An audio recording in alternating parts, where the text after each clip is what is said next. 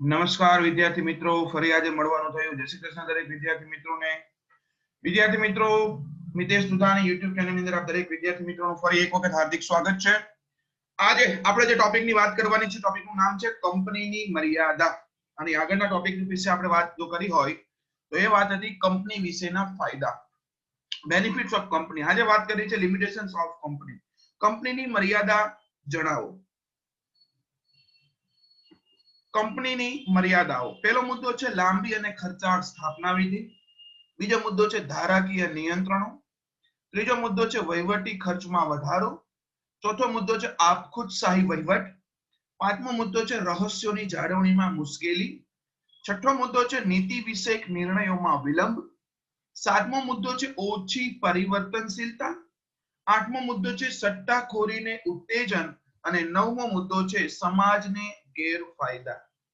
મતલબ કંપનીની આવી લિમિટેશન્સ છે, કંપનીની આવી મર્યાદાઓ છે, ગેરલાભો છે.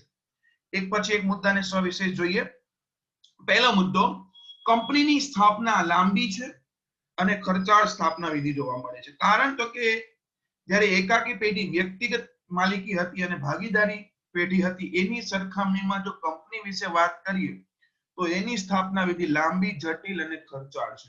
કારણ તો કે કંપનીને તેની નોંધણીનું પ્રમાણપત્ર, રજિસ્ટર્ડ સર્ટિફિકેટ લેવું પડે છે. રજિસ્ટ્રાર પાસે નોંધણી કરાવવું પડે છે. આવેદન પત્ર, નિયમન પત્ર, articles of association, memorandum of association મતલબ એઓએ અને એમઓએ જેવા દસ્તાવેજો તૈયાર કરવા પડે છે અને રજિસ્ટ્રારની સમક્ષ મૂકવા પડે છે. મતલબ લાંબી અને ખર્ચાળ સ્થાપના વિધિ જોવા મળે છે. બીજો મુદ્દો છે કાયદાકીય કે ધારાકીય નિયંત્રણ. કંપની, આપને બધાને ખબર છે કે કંપની કાયદા દ્વારા અસ્તિત્વમાં આવે છે. નિયમિત સમયે પત્રકો, અહેવાલો, હિસાબો તૈયાર કરવા પડે છે. ફોર્મ્સ અનુસારની યાદીઓ તૈયાર કરવી પડે છે, રજિસ્ટ્રાર સમક્ષ મોકલવી પડે છે. Security and exchange boards of India, SEBI, જે શેર બજારનું નિયમન કરતી સંસ્થા છે, એની જોગવાઈનું પણ કંપનીએ પાલન કરવું પડે છે.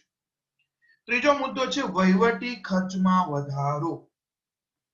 વહીવટી ખર્ચ એટલે કે એડમિનિસ્ટ્રેશન કોસ્ટ, ધંધાકીય એકમ પેઢીને ચલાવવા માટે, કંપનીને ચલાવવા માટે જે કાંઈ પણ નાના મોટા ખર્ચાઓ થાય છે, વહીવટી ખર્ચ થાય છે.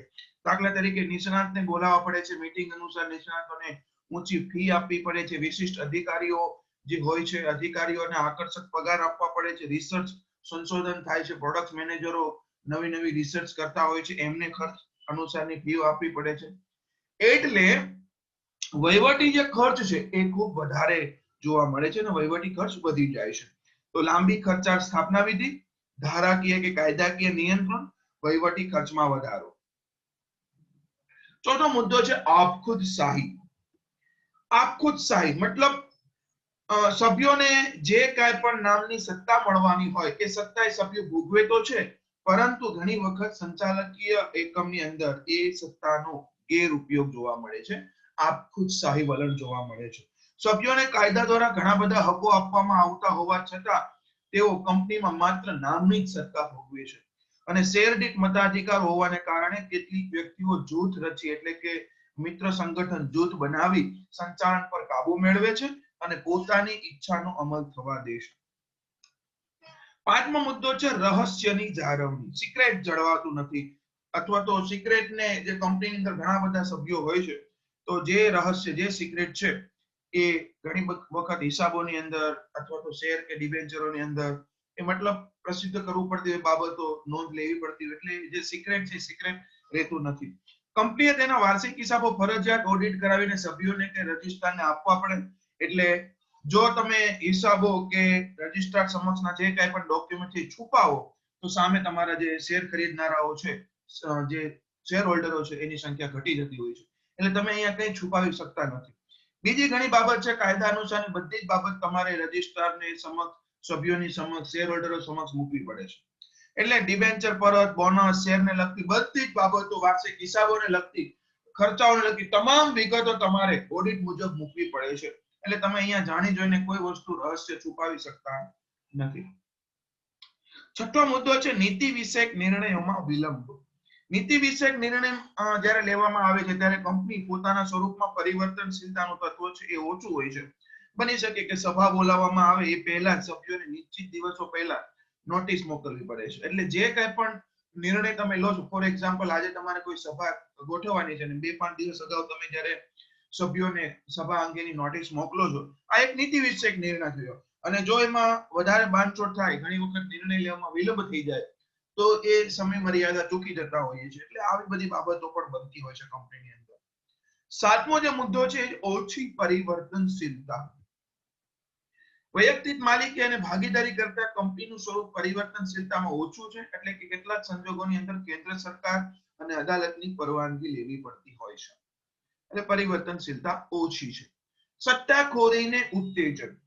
સંચાલકો કંપનીની ખાનગી માહિતીથી વાકેફદાર હોવાથી શેર બજારમાં કૃત્રિમ ફેરફારો સર્જીને સટ્ટાખોરી ઉત્તેજે છે.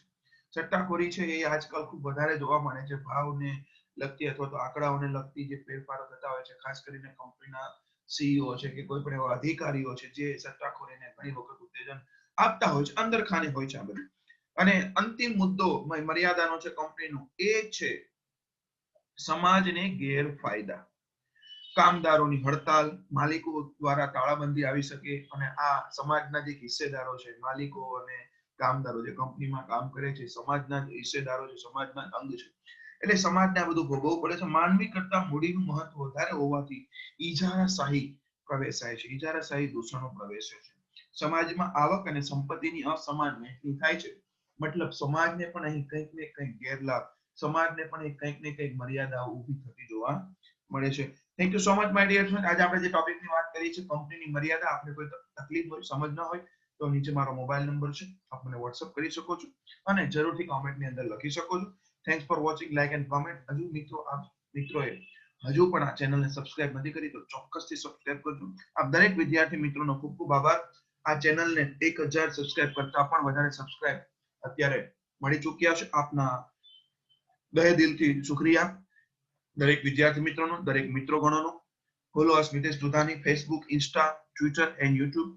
ખાસ વિદ્યાર્થી મિત્રો, જરૂરિયાતમંદ વિદ્યાર્થીઓને જ્યારે અત્યારે શિક્ષણ કાર્ય, સ્કૂલ કાર્ય બંધ છે ત્યારે ઓનલાઈન શિક્ષણ જે અત્યારે સુવિધાબદ્ધ બન્યું છે, ત્યારે હું મિતેશ દુધાની ધોરણ 11 અને 12 કોમર્સ વાણિજ્ય વ્યવસ્થા અને સંચાલન આ દરેક વિદ્યાર્થી મિત્રો સુધી આ શિક્ષણ પહોંચાડી રહ્યો છું. આપ દરેક વિદ્યાર્થી મિત્રોનો ફરી એક વખત દિલથી ખૂબ ખૂબ આભાર. આપના મિત્રો, સગા સંબંધી જો ધોરણ 11 અને 12 કોમર્સમાં અભ્યાસ કરતા હોય તો જરૂરથી આ ચેનલને એમના સુધી પહોંચાડશો.